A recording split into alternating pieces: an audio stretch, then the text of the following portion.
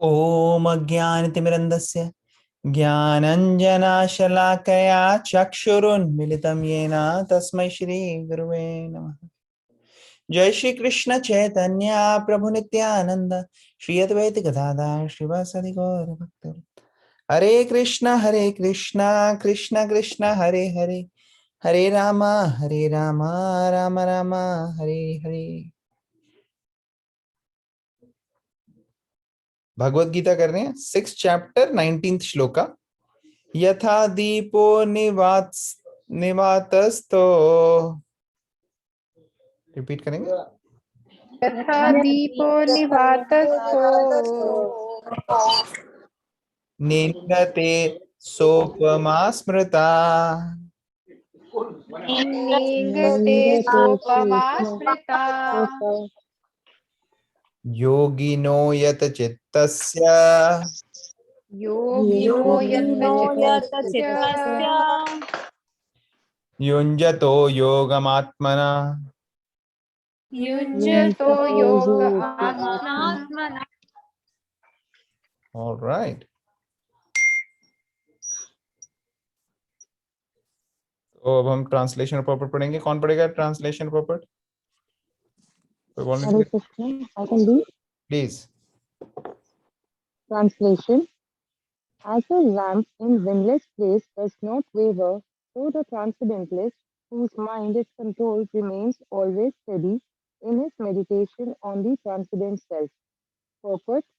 A truly Krishna conscious person, always absorbed in transcendence, in constant undisturbed meditation on his worshipable Lord, is as steady as a lamp in windless place. Hare Krishna. Hare Krishna. Okay, तो यहाँ पे comparison किया गया है किसका किसका comparison किया गया है? कोई बता सकता है किन दो चीजों को यहाँ कंपेयर किया गया है? Lamp and wind. Correct. Lamp with the mind. Lamp को कंपेयर किया गया है किससे? माइंड। Very good. कौन किसके माइंड से? ट्रांसेंडेंटलिस्ट। यस, एक योगी और ट्रांसेंडेंटलिस्ट के माइंड से कंपेयर किया गया है। और क्या कंडीशंस दी गई हैं, कैसी होनी चाहिए लैम्प? कौन सी जगह पे होनी चाहिए lamp? It should be at a windless place. Correct, windless, बिल्कुल डिस्टर्ब नहीं होती वो विंडलेस प्लेस में, अगर आप देखो। और उसी तरह से योगी का माइंड जो एडवांस्ड है वो क्या नहीं होता? Steady रहेगा। डिस्टर्ब नहीं होता। Disturb नहीं होगा, steady रहेगा। करेक्ट, स्टडी रहेगा। तो ये क्वालिटीज बताई जा रही हैं एडवांस्ड व्यक्ति की, कि कैसे वो रेगुलेट करके रहता है सब चीजों को और स्टेडी रहता है। ओके, आगे चलेंगे, फिर एक साथ डिस्कस करते हैं। अगला शो का थोड़ा बड़ा है। ऑलराइट। यत्रो परमते चित्तम यत्रो परमते चित्तम् निरुद्धम योग सेवया निरुद्धं योगसेवया यत्र चैवात्मनात्मानं यत्र चैवात्मानं पाश्यन् आत्मनि तुष्यति। पश्यन् आत्मनि तुष्यति। सुखम आत्यंतिकं यत्तद्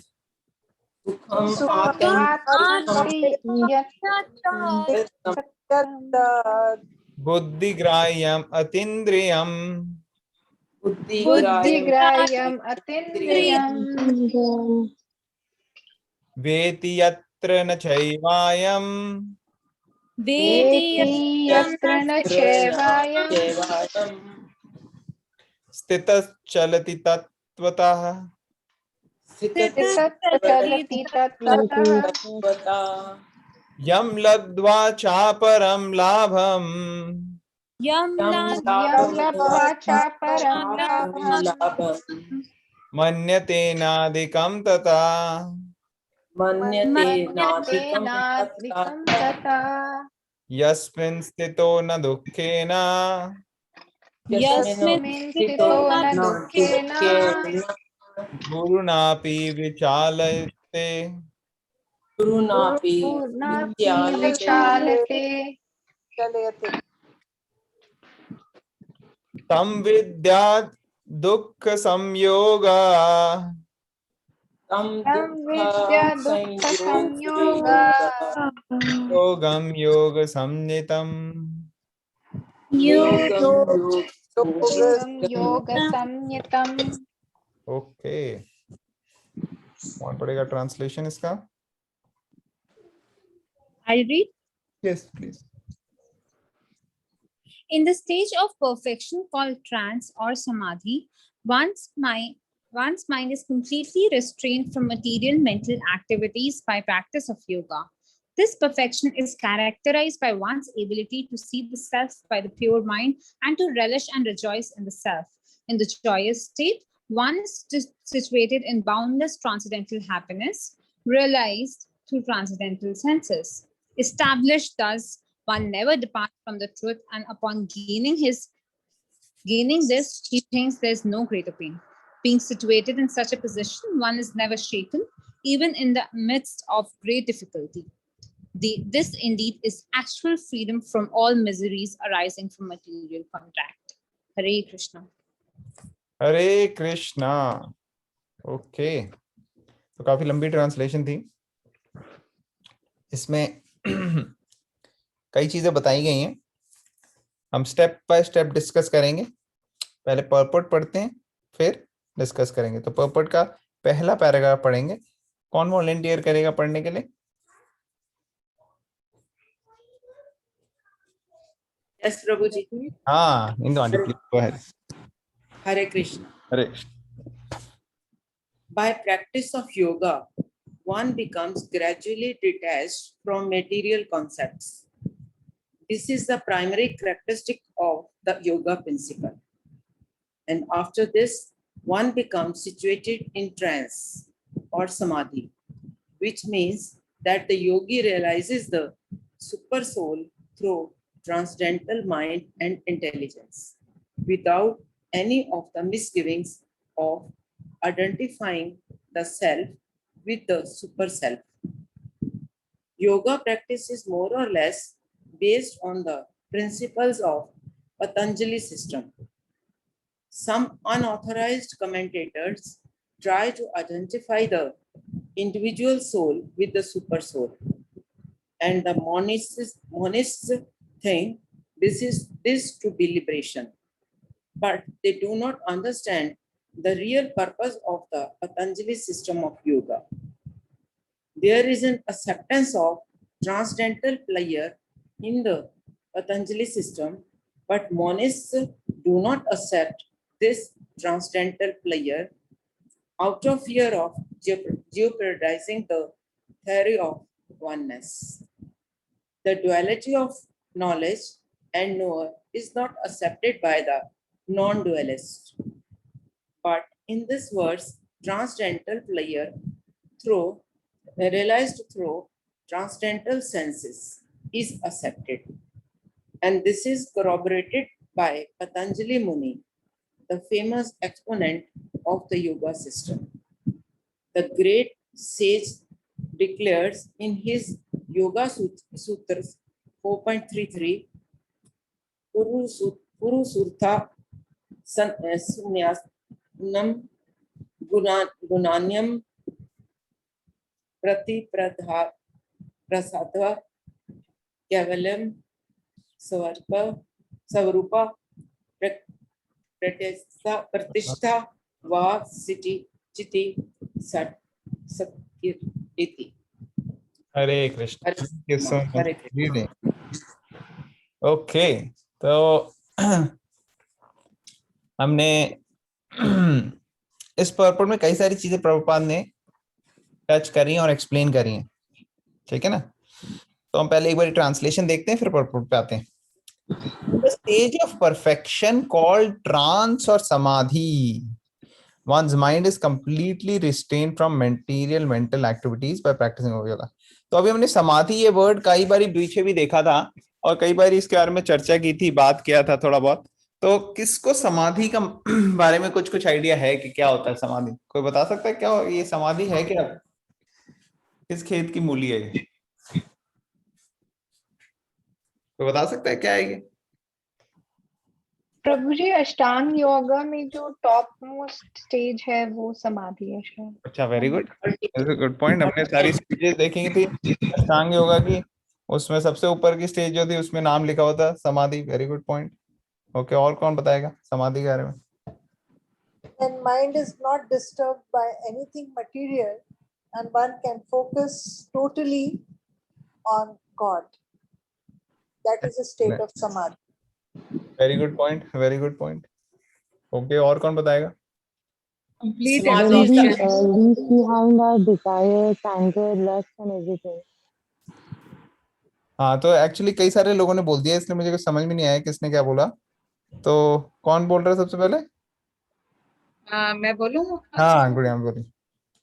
It is an advanced stage of yoga and it means complete absorption.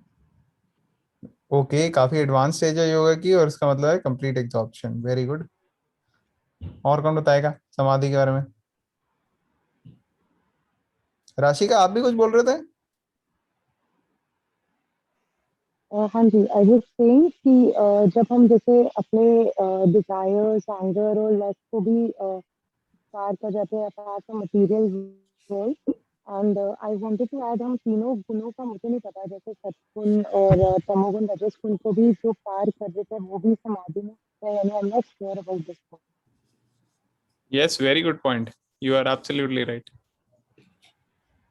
कि समाधि में इन सब को ओवरकम कर लेते हैं। ऑल राइट, और कौन बताएगा समाधि के बारे में? प्रभु जी, completely absorbed in Krishna service, very good. completely surrender or engaged. और कौन बताएगा?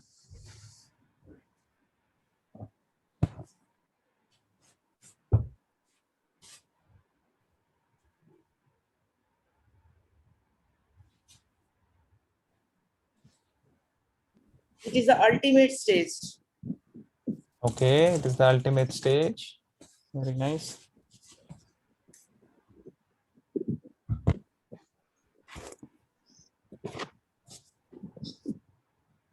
और किसी को कोई बात शेयर करनी है समाधि के बारे में?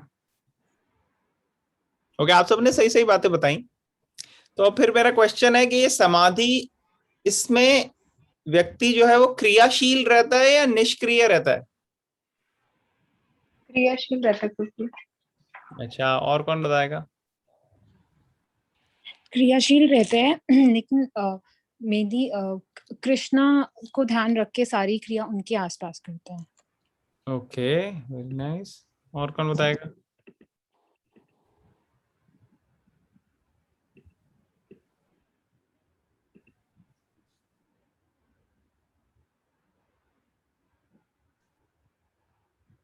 बाकी सब से अग्री करते हैं, इससे डिसएग्री करते हैं या कंफ्यूज्ड हैं या कुछ Agree. अलग करना चाहेंगे? Agree, The agree. the body is nishkriya, hmm. but the soul is kriyashil because it is focused on God. अच्छा, तो बहुत अच्छा इन्होंने पॉइंट बोला है कि देखो बॉडी जो है इसमें निष्क्रिय रहती है और जो अंदर से माइंड और सोल है वो क्रियाशील रहती। तो आई थिंक दो डिफरेंट बातें आ गई यहाँ पे। कईयों ने कहा है कि एक्टिव रहते हैं बॉडीली भी, और कोई कह रहे हैं कि बॉडीली निष्क्रिय रहते हैं। तो वोटिंग कर लें क्या डिसाइड करें? आजकल डेमोक्रेसी है तो वोटिंग का जमाना है, देख लेते हैं कितने लोग कहते हैं कि दोनों चीजें ही सही नहीं है।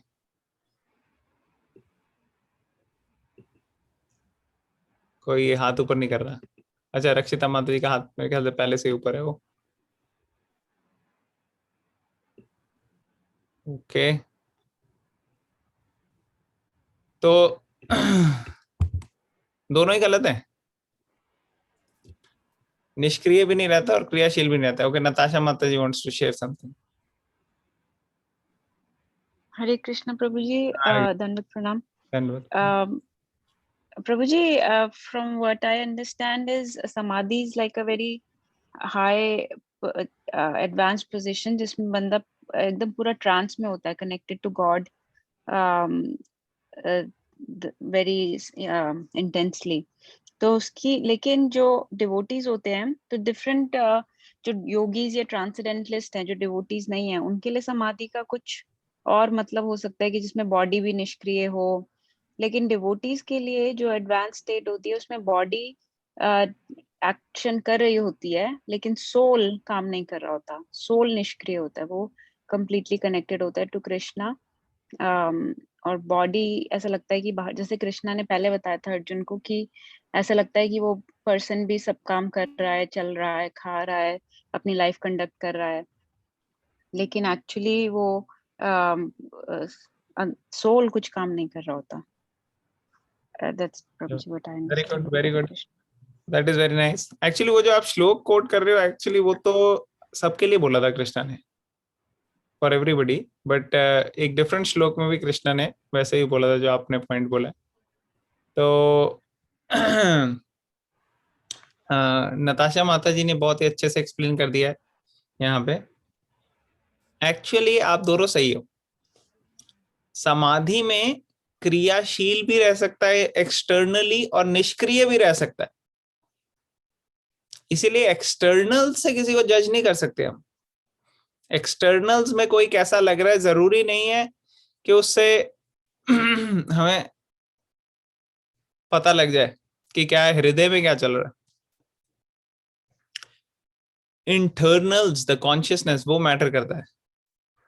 और हम देखते हैं कई सारे एग्जाम्पल, जो व्यक्ति ऐसे हैं जो बिल्कुल मेडिटेट इतना एब्जॉर्ब्ड होते हैं, वो निष्क्रिय होते हैं, एकदम बैठे हुए हैं और मेडिटेट कर रहे हैं।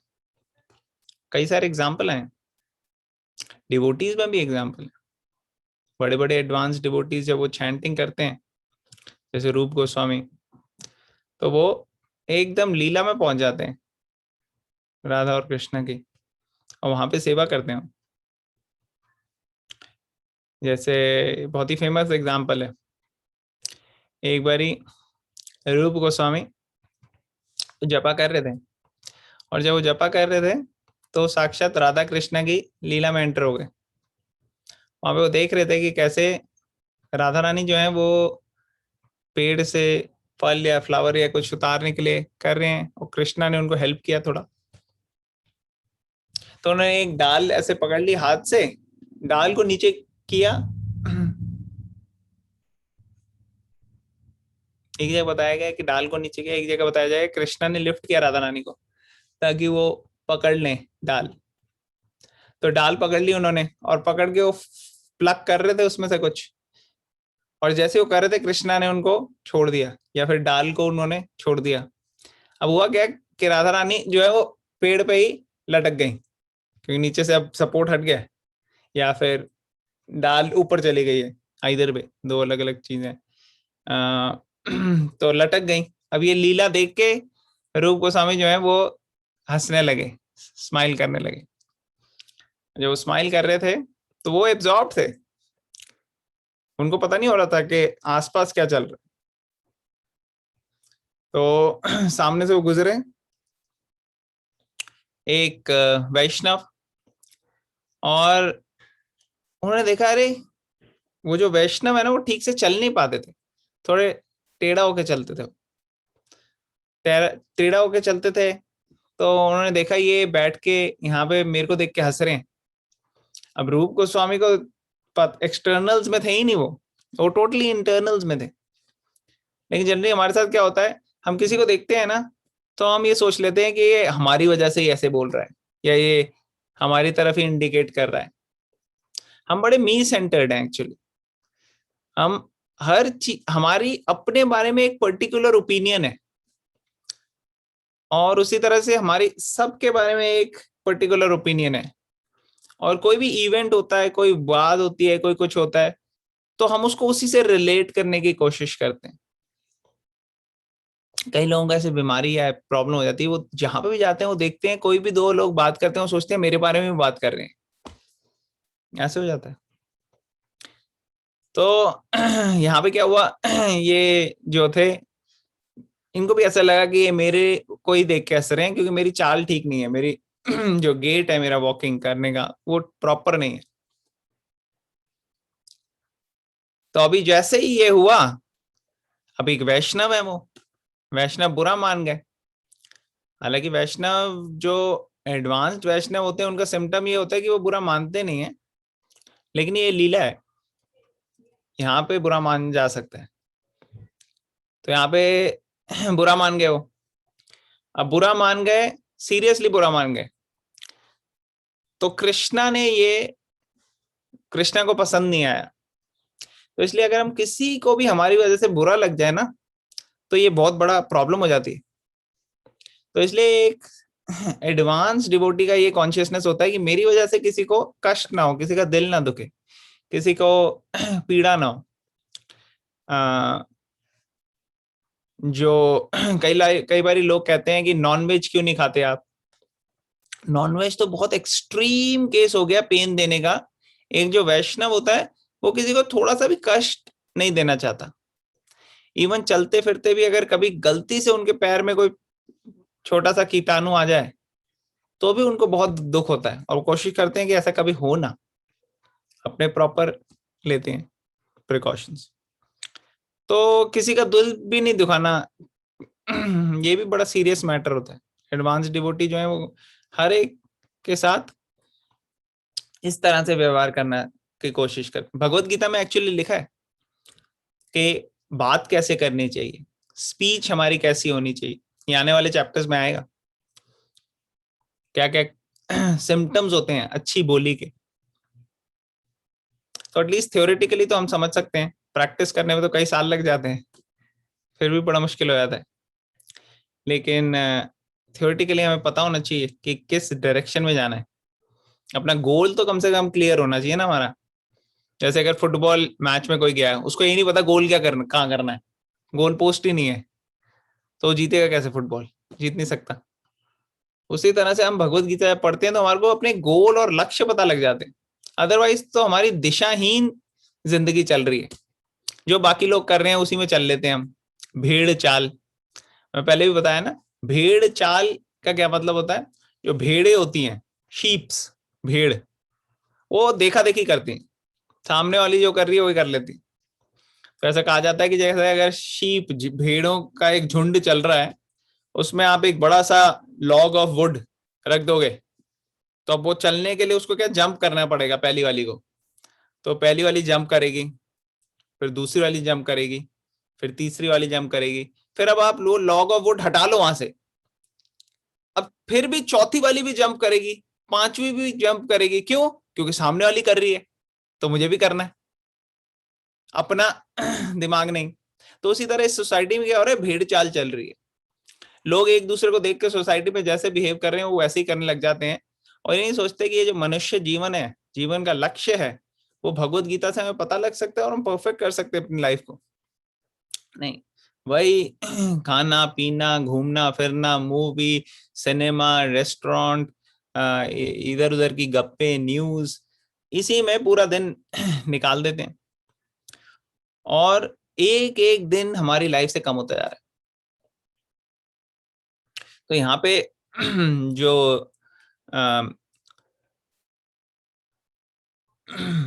वैष्णव है, जो रूप गोस्वामी, जिनको ऐसा परसीव हुआ, कह रहे वो दुख हो, वो अपसेट हो गए, दुखी हो गए। और कोई भी वैष्णव जो है वो किसी को दुखी नहीं करना चाहता, किसी को अपसेट नहीं करना चाहता, किसी व्यक्ति को क्या, किसी छोटे से जीव को भी नहीं अपसेट करना चाहता। और सबसे ज्यादा इंपॉर्टेंट तो होते हैं वैष्णव। वैष्णव तो भगवान के बहुत क्लोज है, बहुत पास में है। हमने भी कुछ दिन पहले अम्बरीश महाराज और दुर्वासा मुनि की स्टोरी सुनी थी, किसी को याद है स्टोरी? हाँ जी। सबको याद है? कोई है यहाँ पे जिस Yes. दुर्वासा मुनि और याद है। याद है? ओके याद गुड। तो वो स्टोरी में हमने देखा था कि कैसे अम्बरीश महाराज की कोई गलती नहीं थी, लेकिन अम्बरीश महाराज जो है वो वहीं खड़े रहे थे। जब आया वो डीमन मारने के लिए तो भी अम्बरीश महाराज वहीं खड़े थे। दुर्वासा मुनि उनके ऊपर डीमन छोड़ा उन्होंने, लेकिन अम्बरीश महाराज इतने शक्तिशाली एक राजा थे, वो क्षत्रिय थे, और क्षत्रियों के लिए तो बहुत इजी होता है अटैक करना। युद्धे चापे प्रलयनम, कि युद्ध में से कभी वो डर के नहीं भागते, तो ऐसे निडर रहते हैं, वो युद्ध करते हैं पूरा। तो युद्ध कर सकते थे, लेकिन वो बड़े नम्र थे।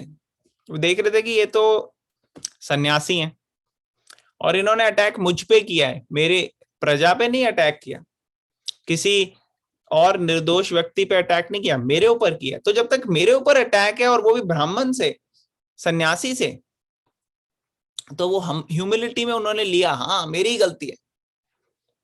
आप कह रहे हो मेरी गलती है तो मेरी गलती होगी। बड़े नम्र स्वभाव के थे। हमारी गलती होती भी है ना तो हम छुपाते हैं और उसको जस्टिफाई करते हैं, अरे नहीं मेरी थोड़ी, ये तो आपकी गलती है, आप आए नहीं, अभी देखो एकादशी का टाइम बीतता जा रहा था, मुझे नहीं पूरा करना क्या, आप ये डीमन शीमन छोड़ रहे हो, अभी मैं इसको बताता हूँ। तो हम ऐसे कई सारी चीजें कर सकते थे, लेकिन हम देखते हैं कि प्रहलाद महाराज, अम्बरीश महाराज, ये कितने बड़े एडवांस वैष्णव है। नम्र तरीके से जब उनके ऊपर आती है तो नम्र तरीके से रहते हैं। पांडवों की लाइफ में भी देखा, जब तक उनकी तरफ था तब तक वो अवॉइड कर रहे थे कि युद्ध ना हो, लेकिन जब प्रजा की बात आई, जब देखा कि देखो कैसे द्रौपदी को उसने डीलिंग किया, कैसे सबके साथ समाज में अधर्म फैलता जा रहा है, तो फिर अर्जुन, वो रिस्पॉन्सिबिलिटी है उसकी, उसमें अर्जुन पीछे नहीं हट सकता। और जब अर्जुन पीछे हटने लगा तो कृष्णा ने उसको सही मार्ग पे लेके आए कि नहीं भाई अब तू इससे ज्यादा नहीं। मगर उसकी कॉन्शियसनेस ये थी कि मेरे को अपने ऊपर जो भी प्रॉब्लम आए मैं ले सकता हूँ, नो प्रॉब्लम। तो यही भावना थी अम्बरीश महाराज की। और पूरी जगह दुर्वासा मुनि घूम के आ गए, फिर अम्बरीश महाराज को बोलते हैं कि आप मुझे माफ कर दीजिए, क्योंकि अब विष्णु ने भी कहा कि अम्बरीश महाराज के पास जाओ। तो अम्बरीश महाराज ने कहा नहीं नहीं आप मुझे माफ करो, मेरी वजह से आपको इतनी तकलीफ हुई, इतना कष्ट हुआ। और सीरियसली जेन्युइनली वो फील कर रहे थे, ऐसा नहीं हम होते हम कहते हैं दुर्वासा मुनि, देखा बेटे मैं तेरे को पहले ही कहा था मेरे से पंगा मत लिया कर, मेरे से पंगा लेगा तो ऐसा होना ही था, देख तेरे को पूरा घूम के आना पड़ा, मैं तेरे कुछ बिगाड़ा था, तू ऐसे ये बाल बाल निकाल के फायरी डीमन क्रिएट कर रहा है कि नहीं। हम ऐसे बोलते हैं कि अब देखे बेटे आप, तेरे को पता लग गया मैं कितना मैं कितना एडवांस डिवोटी हूं, देख ले। लेकिन ऐसा नहीं है अम्बरीश महाराज। तो यहाँ पे रूप गोस्वामी खुद बहुत बड़े बड़े एडवांस्ड वैष्णव है, बहुत एडवांस। लेकिन अभी क्या हुआ, उनको लीला में कुछ दिखा और उसकी वजह से उन्होंने मुस्कुराया, और ये व्यक्ति जो आगे जा रहे थे, एक डिवोटी थे, इनको लगा कि ये मेरे ऊपर हंस रहे हैं, तो इनको बुरा लग गया, तो बुरा लग गया। इसकी वजह से, बुरा लगने की वजह से क्या हुआ, रूप गोस्वामी जिनकी इतने एडवांस लेवल है कि वो राधा कृष्णा के साथ साक्षात थे, वो राधा कृष्णा की लीला उनको दिखनी बंद हो जाती है। उनको प्रेजेंस लीला में से जो वो पार्टिसिपेट कर रहे थे, वो पार्टिसिपेशन कैंसिल। अब सडनली पार्टिसिपेशन कैंसिल हो गया। अब वो सोच रहे हैं, कोशिश कर रहे हैं रूप गोस्वामी की कैसे मैं दोबारा से लीला में एंटर करूं, बड़ा मुश्किल हो रहा है, लीला में एंटर नहीं कर पा रहे। तो उनको समझ नहीं आ रहा अब क्या करें, क्योंकि वो हमेशा इसी फोकस में रहते हैं कि कैसे भगवान की सेवा की जाए। तो उनके जो बड़े भाई वो भी बहुत एडवांस डिवोटी, सनातन गोस्वामी। तो रूप गोस्वामी गए सनातन गोस्वामी के पास, उनको बताया कि देखो ऐसा ऐसा हो गया। सनातन गोस्वामी ने कहा क्या लग रहा है कोई गड़बड़, अपराध हो गया लगता है। रूप गोस्वामी ने कहा हाँ लग रहा है अपराध हो गया। सनातन गोस्वामी ने अप्रूव किया कि हाँ आप ठीक कह रहे। रूप गोस्वामी ने कहा लेकिन पता कैसे चलाएं अब किसके वैष्णव अपराध, किस वैष्णव के अगेंस्ट अपराध हो गया और क्यों हो गया वैष्णव के अगेंस्ट अपराध। तो सनातन गोस्वामी और रूप गोस्वामी पहले ना बड़े डिप्लोमेट, बड़े हाई ऑफिशियल थे गवर्नमेंट में, और बहुत ज्यादा उनके पास, मतलब एक तरह से राजा के सबसे क्लोज एसोसिएट थे।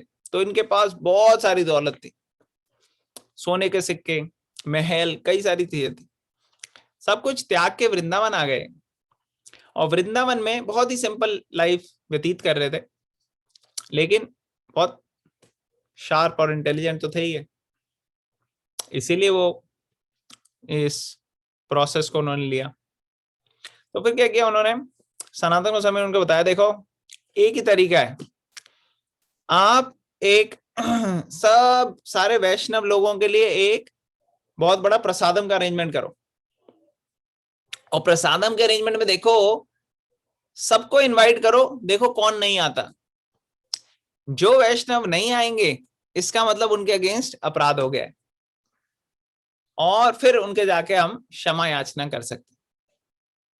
तो रूप गोस्वामी फिर उसके बाद वैसे ही किया उन्होंने, सब लोग बुलाया, तो ये वैष्णव नहीं आए उस आमंत्रण में। तो फिर गए उनके पास, उनको माफी मांगी कि देखो बहुत गलती हो गई है, हमारे से कोई अपराध हो गया हो तो प्लीज आप क्षमा कर दीजिए। तो पैसिफाई किया वहां सिचुएशन को, वहीं डिसॉल्व किया। तो वैष्णव जो होते हैं वो कभी ऐसे अपने आप को जस्टिफाई करने के लिए, प्रूव करने के लिए कैसे मैं गलत नहीं हूं और मुझे गलत समझा गया है, मेरे अगेंस्ट हुआ है, ये भावना नहीं होती वैष्णव। वैष्णव की भावना ये होती है कि भगवान की सेवा करनी है और अच्छे से करनी है, और बाकी लोग अगर हमारे को ठीक समझते हैं तो वेरी गुड, नहीं ठीक समझते, कोई मिसअंडरस्टैंडिंग होती है तो हम माफी मांग लेंगे, लेकिन जरूरी इसमें ज्यादा टाइम वेस्ट नहीं करेंगे जस्टिफाई करने में, कैसे मैं सही था आप गलत थे। आम आदमियों का तो टाइम इसी में निकल जाता है, वो यही जस्टिफाई करने की कोशिश करते हैं, वो प्रूव करना चाहते हैं दुनिया को, प्रूव। और वैष्णव जो है वो इम्प्रूव करना चाहते हैं अपने आप को, तो ये फर्क हो जाता है। एक कैटेगरी के लोग हैं वो पूरी दुनिया को प्रूव करना चाहते हैं कि हम हैं, लेकिन जो भगवान के निकट होते हैं, जो क्लोज होते हैं, वो अपने आप को इम्प्रूव करना चाहते हैं ताकि हम भगवान के और करीब आ सके। तो समाधि में हमने ये एग्जाम्पल देखा कि कैसे रूप गोस्वामी पूरी तरह से मेडिटेशन में थे। फिर हम देखते हैं शमिक ऋषि भी, जिनको परीक्षित महाराज ने आके वो पहनाया था सांप, वो भी समाधि में थे। उसी तरह से कई एडवांस्ड वैष्णव हैं। और अगर आप देखो जो आचार्य होते हैं वो हमेशा भगवान की सेवा में फोकस्ड रहते हैं, इसलिए वो कई बारी एक्टिव होते हैं। जैसे प्रभुपाद, वो पूरे टाइम ट्रैवल कर रहे थे, मंदिर बना रहे थे इतने बड़े बड़े, इतने सारे जगह लेक्चर दे रहे थे, मॉर्निंग वॉक में जा रहे थे, लेकिन वो समाधि में थे। समाधि में थे क्योंकि कॉन्स्टेंटली प्रे कर रहे थे, कॉन्स्टेंटली चैंटिंग कर रहे थे, कॉन्स्टेंटली भगवान का ध्यान कर रहे थे, इसलिए वो भी समाधि। तो नताशा माता जी ने बड़े अच्छे से एक्सप्लेन किया, थैंक यू माता जी। सबको क्लियर हो रहा है? यस प्रभु। शमिक ऋषि की स्टोरी सबको पता है कि नहीं पता? शमिक ऋषि के गले में जो डाला था, तो मैं ब्रीफली बता देता हूं अगर लोगों को नहीं पता, क्विकली। कोई है जिसको नहीं पता या सबको पता है? नहीं पता। नहीं पता प्रभु जी, नहीं पता। तो एक बार एक राजा नहीं था, पता। एक बारी राजा थे एक परीक्षित। परीक्षित किसके बेटे थे? दुर्योधन के बेटे थे या दुशासन के? अभिमन्यु। अच्छा, अभिमन्यु के बेटे। ओके। और अभिमन्यु वही युधिष्ठिर का बेटा? अर्जुन सुभद्रा। अच्छा, अर्जुन सुभद्रा। Okay okay. तो परीक्षित महाराज जो थे वो अभिमन्यु के बेटे, और काफी पावरफुल, शक्तिशाली राजा। एक बारी रास्ता भटक गए, बहुत ज्यादा प्यास लग रही थी उनको, तो प्यास के लिए उन्होंने देखा कहीं कुछ है आसपास, देखा एक कुटीर है छोटी सी, वहां गए कि भाई कुछ जल मिल जाए तो अपनी प्यास बुझा लें। वहां जल भी नहीं मिला, और देखा एक व्यक्ति हैं और वो बस ऐसे मेडिटेट कर रहे हैं। उनको बहुत दुख हो रहा था कि मुझे प्यास लग रही है और कई बार आप लोगों ने किसी ने ऐसे है जिसने 2-3 दिन तक कभी पानी ना पिया हो? कोई है यहाँ पे? कोई है जिसने एक दिन पानी ना पिया हो 24 घंटे 24 हाँ आवर्स? जी, हाँ जी प्रभु जी, एक बार किया था। एक बार किया तो आपको थोड़ा आइडिया होगा कि प्यास कैसी होती है हाँ, जब बिना उसके थी। सिर्फ 12 घंटे नहीं पिए करवा चौथ में। तो आपके लिए गोल्डन अपॉर्चुनिटी है, ये वीकेंड पे आ रही है निर्जल एकादशी। तो जिसको ये सौभाग्य नहीं प्राप्त हुआ कि उन्होंने आज तक 24 घंटे तक पानी पिए बगैर नहीं रहे हैं, उनके लिए गोल्डन अपॉर्चुनिटी ऑफर आया हुआ है यहाँ पे, अवेल कर सकते हो आप। उसमें करना क्या है, बस एक दिन के लिए जल और खाना भोजन ये सब नहीं लेना, कुछ नहीं लेना, प्रसाद वगैरह, सिर्फ एक दिन की बात है। तो जनरली क्या है कि आप एक दिन पहले, जैसे हमारे यहाँ 21 तारीख को है, तो 20 तारीख को अपने आप को अच्छे से हाइड्रेट कर लो, और जितना सम्चुअस खाना है आपने आप ले सकते हैं। बाकी कोशिश करो कि बहुत ज्यादा लेट नाइट खाओ नहीं, और दिन में जो लेना है ले लो, फ्रूट्स वगैरह ले लो अच्छे से। और फिर रात में जब आप सोते हैं, उसके बाद नेक्स्ट डे मॉर्निंग उठने के बाद तक उठने के बाद, जैसे आप रात को सोए फिर सुबह उठे, तो जब सुबह आप उठते हो उसके बाद से कुछ नहीं खाना, पूरा दिन कुछ नहीं खाना। और 21 तारीख हो गई खत्म, रात को आप फिर सो गए, आपने पूरे दिन चैंटिंग करी, भगवत गीता पढ़ी, कीर्तन किए, आज सोना, लेक्चर सुने, उसके बाद आपने अपने बाकी काम कर लिए जो करने हैं। फिर 22 तारीख हुई मॉर्निंग, तो 22 तारीख मॉर्निंग में एक सर्टेन टाइम है जिस विद इन विच आप अपना जल ले सकते हो, प्रसादम ले सकते हो, सब कुछ ले सकते हो। तो ये प्रोसेस होता है एकादशी का। तो अगर आप देखो 20 रात को जब आप सोए तब से लेके 22 मॉर्निंग तक करीब करीब कितने 32-33 घंटे 36 घंटे ऐसे कुछ हो जाएंगे, तो 30 आवर्स तक का फास्ट हो जाएगा, 24 से ऊपर का ही हो जाएगा। तो एग्जैक्ट टाइम हर जगह थोड़ा थोड़ा डिफरेंट होता है, मगर 24 आवर्स से ऊपर का आपका फास्टिंग हो जाएगा। तो आपके लिए गोल्डन अपॉर्चुनिटी है जिन्होंने आज तक फास्टिंग नहीं की। और फास्टिंग का एक्चुअली बहुत ज्यादा साइंटिफिक बेनिफिट है, बहुत।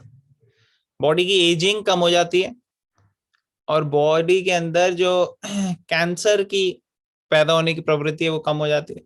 बहुत सारे साइंटिफिक बेनिफिट्स आ रहे हैं। इंटरमिटेंट फास्टिंग तो आजकल बहुत ज्यादा फैशन में, तो ये एक एक्सटेंडेड फास्टिंग जो है इसको ट्राई कर सकते हैं। तो ये फास्टिंग चैलेंज है सबके लिए, तो कौन कौन एक्सेप्ट करना चाहेगा? और अगर नहीं कर पाओ तो कोई बात नहीं, आप जल ले लो, ट्राई करने में क्या। देखो ये ब्यूटी है इस प्रोसेस की कि ट्राई करने में कोई हर्ज नहीं, ऐसा नहीं है कि आप नहीं कर पाए तो कोई आपको नेगेटिव मार्किंग है। नेगेटिव मार्किंग नहीं है, सारे क्वेश्चंस अटेम्प्ट करो आप, पॉजिटिव होगा तो मिल जाएगा, नहीं पॉजिटिव होगा तो वो तो वैसे भी आपको नहीं मिल रहा था। तो कोई है जिसको निर्जल एकादशी में इस बार ट्राई करना है निर्जल रखने के लिए? कौन कौन आप में से निर्जल रखने के लिए कोशिश करेगा? प्रभु जी कोशिश करेंगे। कोशिश, ओके, 1 आउट ऑफ 17। और कोई? प्रभु जी कोशिश करूंगी। कोशिश करेंगे, ओके, वेरी नाइस। माता जी, और कौन कोशिश करेगा? प्रभु जी मैं भी कोशिश करूंगी इस बार। Very nice, great. क्या है इस बार संडे है? मंडे है आपके यहाँ पे मंडे है? इंडिया में मंडे है। हाँ। अच्छा, 21 को ही है इंडिया में भी? ओके, मंडे है, यस, हमारे लिए भी मंडे है। तो 21 को इंडिया में भी 21 ही है क्या? एक बार डेट कंफर्म कर देंगे इंडिया की। I will confirm it and I will share in the group. Okay प्रभु। तो अलका माता जी, रीमा माता जी, रक्षिता माता जी, ये लोग रजिस्टर हो गए हैं। और कौन कौन रजिस्टर करना चाहेगा निर्जल एकादशी के लिए? ग्रेट अपॉर्चुनिटी, आप लोग सोच लेना, फिर आप बता सकते हैं। मगर प्रभु जी लेकिन नहीं कर पाए और फिर मतलब ज्यादा तबीयत खराब हो गई तो बीच में पानी पी लिया तो पाप तो नहीं चढ़ेगा ना? नहीं, बेनिफिट होगा। देखो इसमें क्या है, बेनिफिट ही होता है सिर्फ। हाँ, अगर ग्रेन्स कोई लेगा तो फिर वो तो नेगेटिव हो जाता है, वो तो मतलब बिल्कुल ही फास्टिंग नहीं की किसी ने। ग्रेन्स कोई भी अगर कंज्यूम करता है एकादशी में तो उसके लिए नेगेटिव चीजें, क्योंकि ग्रेन्स उस वक्त लेना बिल्कुल उचित नहीं है। तो बच्चों को भी हम कोशिश करते हैं अच्छी अच्छी एकादशी के आइटम्स बना दें ताकि ग्रेन्स ना लेने पड़े। ग्रेन मतलब अन्न। अन्न मतलब जैसे दाल चावल, चावल रोटी ये सब खाते ना हम, तो तो ये प्रभु जी फ्रूट भी नहीं खाना ना निर्जला में, मतलब कुछ भी नहीं खाना हाँ, पीना ना। निर्जल में कुछ नहीं खाना पीना, लेकिन अगर मान लो कोई निर्जल नहीं कर पा रहा तो फिर वो नॉर्मल एकादशी कर ले, तो फ्रूट्स ले ले, जल ले ले, अगर वो भी नहीं होता तो फिर बॉइल्ड पोटेटोज वगैरह ऐसे कुछ ले ले। तो जो निर्जल कर सकते हैं वो निर्जल करें, जो निर्जल नहीं कर सकते वो सजल करें, जल के साथ ले कर ले, सिर्फ जल लिया और कुछ नहीं लिया पूरे दिन। और फिर अगर कोई उससे भी नहीं होता तो फिर वो थोड़े फ्रूट्स ले लें, अनकुक्ड आइटम लें, कोशिश करें। फिर अगर उससे भी नहीं होता, फ्रूट से भी नहीं होता, सैलेड से भी नहीं होता, फ्रूट जूस से भी नहीं हो रहा, फ्रूट जूस बाहर का नहीं घर का ही, ऐसे नहीं कि बाहर की चीजें खरीदी, क्योंकि बाहर का पता नहीं वो क्या क्या डाल रहे हैं उसमें, ठीक है ना। और उससे भी नहीं काम चल रहा तो आप कोई पोटैटोज वगैरह बॉईल कर लो, या दूसरे कई सारे आइटम्स है और भी जो कुक किए जा सकते हैं एकादशी में, और वो फिर उन लोगों को तो दिए जा सकते हैं जो ज्यादा एकादशी करने के लिए अभी इतना उनको एंथुजियाज्म आया नहीं है और इंस्पिरेशन इतनी आई नहीं है, तो उन लोगों के लिए सिंपल रख सकते हैं, इजी रख सकते हैं। लेकिन जो सही मायने में चाहते हैं कि हाँ भाई हमें तो ट्राई करना है, अच्छे से करना, अच्छे से इन द सेंस कि जिनको एंथुजियाज्म है थोड़ा, वो फिर कोशिश कर सकते हैं। तो यहाँ पे हमने देखा कि जो परीक्षित महाराज हैं उन्होंने बहुत टाइम से पानी पिया नहीं था, तो बहुत ज्यादा प्यास लगी हुई थी, और ये समझने के लिए कि क्या होती है प्यास, हमें निर्जल एकादशी रखनी चाहिए, फिर हम सही में अप्रिशिएट कर पाएंगे कि क्या परीक्षित महाराज का स्टेट ऑफ माइंड था। तो परीक्षित महाराज का जो स्टेट ऑफ माइंड था उस वक्त, वो इतना ज्यादा क्या कहते हैं अपना इक्विलिब्रियम उनको नहीं रहा। ये कृष्णा के अरेंजमेंट से हुआ है एक्चुअली, क्योंकि वो प्योर डिवोटी हैं, वो मोड और मटेरियल नेचर के काबू में नहीं आते। प्योर डिवोटीज तो ट्रांसेंडेंटल होते हैं ना, वो इन सबको पार कर देते हैं। लेकिन भगवान का अरेंजमेंट था कि भगवान ने योग माया के प्रभाव से उनको बिविल्डर कर दिया, और उस वक्त उनको लगा कि ये मुझे देख भी नहीं रहे हैं, मैं राजा हूं यहाँ का, और मैं प्यासा हूँ, मैं राहगीर हूँ, चल रहा हूँ, तो कोई ऐसे व्यक्ति है जो प्यासा हो तो उसका जरूर पानी पिलाना चाहिए, लेकिन ये पिला नहीं रहे।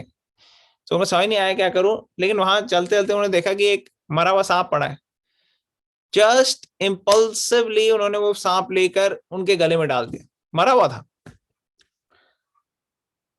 और वो चले गए वहां से। अब इस केस में वहां पे जो थे शमिक ऋषि, वो बिल्कुल समाधि में थे, उनको पता ही नहीं लग रहा था कि हो क्या रहा है, वो एक्सटर्नल से बिल्कुल हटे हुए थे और परमात्मा में फोकस कर रहे थे अपने हृदय में। लेकिन उनका जो बेटा था वो बहुत ज्यादा, उसके अंदर भी बड़ी शक्तियां थी और यंग था, यंग ब्लड, आपको पता है गुस्सा जल्दी आ जाता है उनको, तो उसको गुस्सा आ गया, उसने कहा ये कैसे मेरे पिताजी के ऊपर सांप रखा। उसको पता लग गया अपनी शक्ति से कि अच्छा ये उसने ही किया है, राजा ने। उसने कहा मैं राजा को श्राप देता हूँ कि ये सांप इसने मेरे पिताजी के ऊपर रखा, 7 दिन के अंदर सांप के मरने से इसकी मृत्यु हो जाएगी। तो ऐसे श्राप मिल गया था। फिर परीक्षित महाराज जो है उन्होंने इकट्ठे हुए और वहां पे उन्होंने एक बहुत ही बड़े ऋषि सुखदेव गोस्वामी से 7 दिन और 7 रातें भागवतम सुनी। तो वो एक अलग डिस्कशन है, मगर पॉइंट यहाँ पे था कि समाधि के बारे में हम थोड़ा सा डिस्कस कर रहे थे। तो अभी तो हमारे पास टाइम नहीं है ज्यादा, लेकिन ये श्लोक हम कल फिर पढ़ेंगे और इसमें और चर्चा करेंगे, डिस्कशन करेंगे। तो आज के लिए हम यही स्टॉप करते हैं। किसी का कोई क्वेश्चन, कमेंट या कोई पॉइंट है तो हम ले सकते हैं। धन्यवाद। मेरा एक क्वेश्चन बोलो। अतुल्य कि अभी तो ठीक है आपने बोला कि मतलब हम ट्राई करते हैं कि किसी को हमारी वजह से बुरा ना लगे, लेकिन कई बार ऐसा होता है कि हमें पता भी नहीं चलता है और बुरा लगता है लोगों को हमारी बातों से। तो क्या ये प्रैक्टिकली इसको कैसे हम इंश्योर करेंगे प्रैक्टिकली सबसे इम्पोर्टेंट चीज है कि हम चैंटिंग इंटेंसली करें भगवान से। हरे कृष्णा कृष्णा कृष्णा हरे हरे, हरे राम राम राम हरे हरे। जब हम चैंटिंग कर रहे हैं तब हम दूसरों के बारे में ना सोचें, तब हम एक एक चीज अटेंशन दें भगवान को, तभी हमारी बाकियों के साथ जब डीलिंग्स होगी तब हम उनको भी अटेंशन देंगे। क्योंकि क्या होता है जब हम चैंटिंग करते हैं तो भगवान के साथ हम डील नहीं करते। एक्चुअली जब हम बोल रहे हैं हरे कृष्णा, तो हरे कृष्णा मीन्स कृष्णा जो है भगवान वो साक्षात वहां पे उपस्थित है, और जब उपस्थित होता है कोई तो उसको आप अटेंड करोगे या कहीं और चले जाओगे। आपके घर गेस्ट आए, गेस्ट को बुला के आप खुद चले जाओ तो गेस्ट को बिल्कुल मतलब इतना वेलकमिंग नहीं लगे। तो हम ये करते हैं, हम भगवान को बुलाते हैं हरे कृष्णा, लेकिन हमारा माइंड कहीं और चला जाता है। तो हमारे को ऐसे नहीं करना है, हमारे को सुनना है एक एक वर्ड, हरे कृष्णा कृष्ण कृष्ण हरे हरे, हरे राम राम राम। जब इसको अटेंटिवली करेंगे तो हम जो बाकी लोगों के साथ डीलिंग्स भी करेंगे उसमें बड़े अटेंटिव रहेंगे और Krishna will help us. Otherwise हमारी डीलिंग्स जो है खराब हो जाती है। Does it answer your question? Yes, yes, it does. Chanting की क्वालिटी इंप्रूव करनी। Very nice. और कुछ? प्रभु जी एकादशी में राइस क्यों नहीं खाते? ग्रेन्स जो होते हैं खासकर राइस और बाकी ग्रेन्स, उनके अंदर बहुत नेगेटिव इन्फ्लुएंसेस आ जाते हैं एकादशी वाले दिन। तो उसकी पूरी स्टोरी है लंबी एकादशी की, वो हम कभी शेयर करेंगे, लेकिन उस टाइम पे उसके बड़े नेगेटिव इन्फ्लुएंसेस होते हैं, हेल्थ के लिए भी, माइंड के लिए भी, स्पिरिचुअल लाइफ के लिए भी। तो हर तरीके से उसको अवॉइड करना बहुत जरूरी है। बट ये कहते हैं ना राइस दान करने चाहिए, ऐसे भी बोलते हैं उस दिन। हाँ, तो खाने नहीं चाहिए, दान करना चाहिए। रॉ कर दो ना, रॉ अनकुक्ड, ताकि फिर उसको करें। और दूसरी चीज ये है कि अगर आप दान करते हो, बेस्ट है मंदिर में दान करो आप। अगर आप मंदिर में दान करते हो तो वो दान प्रसाद भगवान को लगेगा और सबको बटेगा, तो वो परफेक्ट तरीका है। ओके नताशा माता जी, does it answer your question? Deepshikha माता जी जी ठीक है प्रभु जी। ओके। हरे कृष्ण प्रभु जी। माता जी यस। प्रभु जी जैसे आपने बोला था कि एकादशी है, फास्टिंग करें, राइट? तो ज्यादा रीडिंग करें, ज्यादा चैंटिंग करें, कीर्तन करोगे, साथ में मिलके भागवतम रीड करोगे, राइट? तो अपने आप ये खाने की तरफ भी ज्यादा ध्यान नहीं जाएगा, पानी की तरफ, तो इजी हो जाएगा। लेकिन प्रॉब्लम कैसे होती है कि जैसे अभी एकादशी आ रही है, मैं पूरा दिन काम कर रही हूँ, तो बाकी चीजें भी कर नहीं पा रहे, कोई कृष्णा कॉन्शियस चीजें, कोई रीडिंग नहीं हो रही, चैंटिंग बस उतनी हो रही है, कोई ऐसा नहीं कि एक्स्ट्रा कीर्तन हो रहा है, साथ में मिलके लोग अच्छे से सिंग कर रहे हैं और भागवतम रीड कर रहे हैं, कुछ भी कृष्णा कॉन्शियस नहीं हो पा रहा। तो फिर फास्टिंग करना एक बड़ा वो हो जाता है, टीडियस। अच्छा। क्योंकि दूसरी जिस चीज में जो हायर टेस्ट था वो तो मिल नहीं रहा, जिससे लोअर टेस्ट खत्म हो जाता। तो कैसे, आप तो जैसे काम करते हैं, काफी बार ऐसे हुआ होगा एकादशी पे भी, तो कैसे प्रैक्टिकली उसको ओवरकम करना है?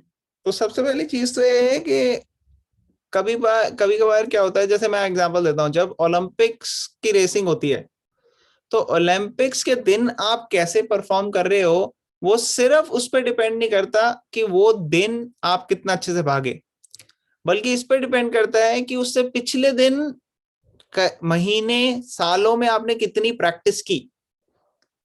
तो जैसे जैसे आपकी प्रैक्टिस अच्छी होती आती है उतने आप ओलंपिक के लिए प्रिपेयर्ड होते आते हो, और उस दिन हीट ऑफ सिचुएशन में आपको इजी हो जाता है। तो उसी तरह से हमारे स्पिरिचुअल लाइफ जो है, कई बारी हर रोज कंसिस्टेंटली हो नहीं सकता कि हम 100% टाइम कृष्णा कॉन्शियसनेस में दें। बहुत बारी ऐसे आएगा कि हम 5% ही दे पाते हैं, कई बारी 1% ही दे पाते हैं, कई बारी 9%। हमारा गोल ये 100%, लेकिन अभी कोई ऐसा व्यक्ति है जो जस्ट स्टार्ट किया है, वो 1% पे चल रहा है, वो किसी दिन 1% हो जाता है उसका तो बहुत छलांगे मारता है, आज तो मैंने 1 राउंड किया, है कि नहीं? तो अलग अलग है, तो हमारा अलग सिचुएशन है। अगर हम 2, 3, 4% पे ही हैं अभी, तो 100% में जाना बड़ा मुश्किल है। लेकिन जो हमारा पहले के दिन है, जितने हम उसको कृष्णा कॉन्शियस कर लें, जितने हमारे ऑफ डेज हम कृष्णा कॉन्शियस कर लें, जितनी हम इसके अंदर अपनी रुचि इंक्रीज कर लें, आप देखो कि भगवान अच्छा अरेंजमेंट करेंगे कि आपके एकादशी के अंदर भी कॉन्शियसनेस जो है ना वो ऑटोमेटिकली जाएगी। एकादशी में कई बार आप देखोगे, अगर आप सीरियसली कोशिश करोगे ना, आपकी चैंटिंग अच्छी होगी, आपकी सेवा अच्छी होगी, साधना आपकी अच्छी होगी, खासकर चैंटिंग बड़ी अटेंटिव होगी आपकी एकादशी में। और ये कोई, मैं अपने एक्सपीरियंस से आपको बता रहा हूं, इसमें कोई ऐसा नहीं है, रीजन नहीं है कि क्यों। आप बस थोड़ा सा आप कॉन्शियस रहो, कब है एकादशी, आप देखोगे, कोशिश करोगे भगवान से, भगवान अपने आप अरेंजमेंट करते हैं कि आपकी अटेंटिवनेस इंक्रीज हो जाए एकादशी में, आपकी कॉन्शियसनेस इंप्रूव हो जाए एकादशी में, क्योंकि भगवान हमसे ज्यादा ईगर है हमें देने के लिए भक्ति। तो मेरा कहने का मतलब है, अगर आप पहले से अच्छी प्रैक्टिस कर रहे हो ना, तो धीरे धीरे आप रेगुलरली एकादशी मेंटेन करोगे तो बड़ा इजी हो जाएगा। और नॉर्मल एकादशी में भी अगर हम थोड़ा रेगुलेट कर लें कि हम लिमिटेड ही चीजें वो करेंगे, तो धीरे धीरे प्रैक्टिस हो जाती है। शुरू में दिक्कत जरूर होती है। पहले बारी अगर आप देखोगे, जब हमने पहली बारी निर्जल करी थी जन्माष्टमी, तो जन्माष्टमी सिर्फ 12 बजे तक होती है, एकादशी नेक्स्ट डे मॉर्निंग तक होती है निर्जल। तो वो 12 बजे तक में ही हालत खराब हो चुकी थी हमारी। हम ये थे कि 5, 6, 7 बजे के बाद टेम्पल में भी थे, सेवा भी कर रहे थे, कीर्तन भी सुन रहे थे, सब कुछ कर रहे थे, लेकिन हमारी हालत नहीं हो रही थी कि हम 12 बजे तक वेट करें। किस तरह भगवान की कृपा से घसीट गए 12 बजे तक। बट पॉइंट क्या है कि इन सब चीजों के लिए टाइम लगता है, तो धीरे धीरे हम देखेंगे इसमें ये आसान हो जाता है हमारे लिए। और इस क्वेश्चन के बड़े सारे आंसर्स हैं मैंने जस्ट एक पर्सपेक्टिव दिया है, कभी और हम इसमें और डिस्कस कर सकते हैं, क्योंकि हर एक की सिचुएशन इंडिविजुअली थोड़ी डिफरेंट है। तो मैंने अभी एक आंसर दिया जो जनरली एप्लीकेबल है, और specific answer to specific situation, उसके लिए हम 1-to-1 डिस्कशन बाद में कर सकते हैं लोगों से जिनको ऐसे सिमिलर क्वेश्चंस हैं। ठीक है माता जी? यस प्रभु जी, थैंक यू। हरे कृष्ण। हरे कृष्ण। और किसी का कोई question? Okay, thank you very much everyone for joining. हम 11 टाइम्स अपना हरे कृष्ण महामंत्र चैंट करके सारे एंटीज के लिए प्रे करेंगे अभी।